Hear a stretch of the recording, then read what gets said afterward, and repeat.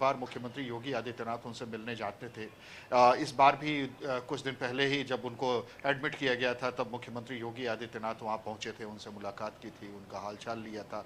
उस समय भी उनकी स्थिति ये नहीं थी कि वो बात कर सकें और कुछ अचेतावस्था में वो थे, वो विजुअल भी सामने आए थे। तो लग रहा था कि तबीयत बहुत ज़्यादा गंभीर है, लेकिन एक विश्वास था कि डॉक्टर्स उनको बचा लेंगे जैसे हर बार होता आया। लेकिन इस बार ये करिश्मा हो नहीं पाया और 87 साल उम्र बताई जा रही है और ऐसे स्थिति में उनका जाना और ऐसे दिन उनका जाना निश्चित तौर पर एक बड़ी अपूर्णीय क्षति मानी जा रही है। और मुख्यमंत्री का भी अभी थोड़ी देर में इसको लेके बयान आ रहा है, जैसा बताया जा रहा है। वो भी अभी उनको ये सूचना मिली है तो बहुत ही दुखी नजर आ रहे हैं।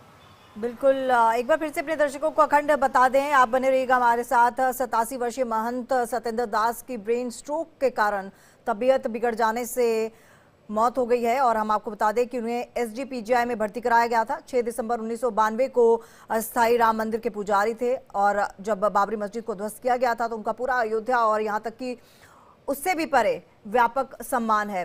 अखंड, क्या उनको हॉस्पिटल से ले आया गया है या फिर अभी समय लगेगा क्योंकि तमाम फॉर्मेलिटीज होती हैं? अभी वो एसजीपीजीआई में ही है और अभी उन्हें अस्पताल से निकाला नहीं गया है, उनको ले जाया नहीं गया है। माना जा रहा है कि मुख्यमंत्री भी उनसे उनके अंतिम दर्शन के लिए पहुंचेंगे और फिर उसके बाद ही, क्योंकि मुख्यमंत्री के आज कई कार्यक्रम लगे हुए हैं, उन्हें बागपत भी जाना है और उससे पहले लगातार उनकी मॉनिटरिंग चल रही है। अभी कुंभ को लेके भी चल रही थी, लेकिन ये सूचना आने के बाद मुख्यमंत्री काफ़ी दुखी हैं और अभी थोड़ी देर में माना जा रहा है कि मुख्यमंत्री भी वहाँ पहुँचेंगे, एसजीपीजीआई पहुँचेंगे।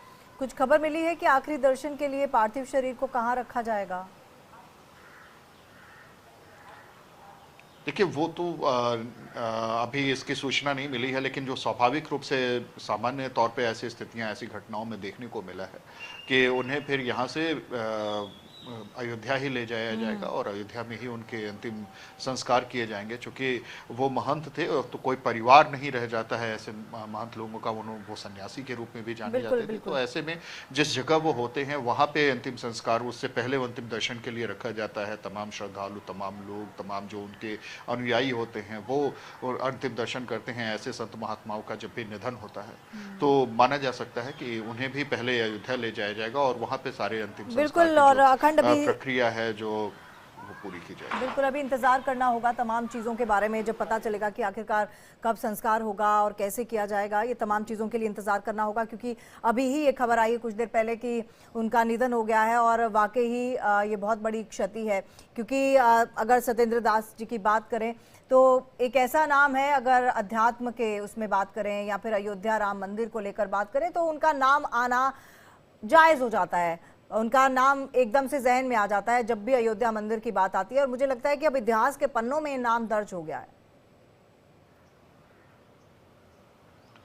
बिल्कुल, और जिस तरीके से उनकी छवि थी, जिस तरीके से उनकी भूमिका देखने को मिलती थी तमाम आंदोलनों में जो राम मंदिर से जुड़े रहे, जितने भी बड़े जो राजनेता रहे या ऐसे लोग, चाहे आडवाणी जी हों, अटल बिहारी वाजपेयी जी हों, अशोक सिंघल हों या इस तरीके मुरली मनोहर जोशी हों, राजनाथ सिंह हो, खुद प्रधानमंत्री नरेंद्र मोदी हों, उन सभी के मन में उनके प्रति बहुत सम्मान, बड़ी श्रद्धा हुआ करती थी। और वो अक्सर जब भी अयोध्या पहुंचते थे तो इनके दर्शन करने या इनके साथ इनका सानिध्य प्राप्त करने की कोशिश होती थी। साथ में बैठ के वो चर्चा करते थे, निर्देश देते थे। तो वो निश्चित तौर पर एक बड़े संत का जाना, एक बड़ी भूमिका में रहने वाले पीठाधीश्वर का जाना और मुख्य पुजारी की भूमिका निभा रहे प्राण प्रतिष्ठा के बाद राम मंदिर के, उनका जाना निश्चित तौर पर एक अपूर्णीय क्षति मानी जाएगी। और राजनीति में अलग अलग विचारधाराओं के लोग भी ऐसे संत महात्माओं का बहुत सम्मान करते हुए नजर आते हैं। तो वो उनके द्वारा भी बहुत जल्द बहुत सारी प्रतिक्रियाएं आनी शुरू हो जाएंगी। बिल्कुल, प्रतिक्रियाएं आने शुरू हो जाएंगी और जाहिर सी बात है कि एक बहुत बड़ी क्षति है। और राम मंदिर की बात करें या बाबरी मस्जिद को जब ध्वस्त किया गया था, जब उसका जिक्र आता है तो सतेंद्र दास जी का जिक्र एकदम से अपने जहन में आ जाता है, जैसा कि हमने अभी भी बात की। और मुझे लगता है कि आने वाली पीढ़ी को भी उनके बारे में जानना बेहद ज़्यादा ज़रूरी है, क्योंकि ऐसे संत और जो उन्होंने किया है हिंदुत्व के लिए वो काबिल तारीफ़ है और उसके लिए कह सकते हैं कि जितने शब्द हों उतने कम है, स्पीचलेस जिसे कहते हैं, वो हर कोई हो जाता है। बिल्कुल, जो सनातन से जुड़े लोग हैं और जिन्होंने राम मंदिर के आंदोलन को देखा है या जिन्होंने पढ़ा है या उसके बारे में जानने की कोशिश की है, तो उससे अलग करके इनका अध्याय अलग करके, या यूं कहा जाए कि सत्येंद्र दास जी का अगर अध्याय अलग कर दिया जाए और उसके बाद उस आंदोलन को देखा जाए तो शायद वो अधूरा सा लगेगा। तो ये एक भूमिका उनकी हमेशा से रही है, और राम मंदिर प्राण प्रतिष्ठा के बाद वो मुख्य पुजारी की भूमिका में आए, और मुख्य पुजारी की भूमिका के होने के साथ साथ वो अपने बेबाक बयानों के लिए भी जाने जाते थे। वो सीधे बेलाग बेलौस होके बिना लाग लपेट के वो बोलते थे जो भी उन्हें कहना होता था। एक संत की तरीके से वो बात करते थे। वो किसी भूमिका में, किसी आडंबर में, या यूं कहा जाए थोड़ा सा वो चाशनी लगा के बात करने वालों में से नहीं माने जाते थे। वो बिल्कुल बेलाग लपेट के अपनी बात कहते थे, और उन्हें जो उचित लगता था, जो धर्म की कसौटी पे ठीक होता था,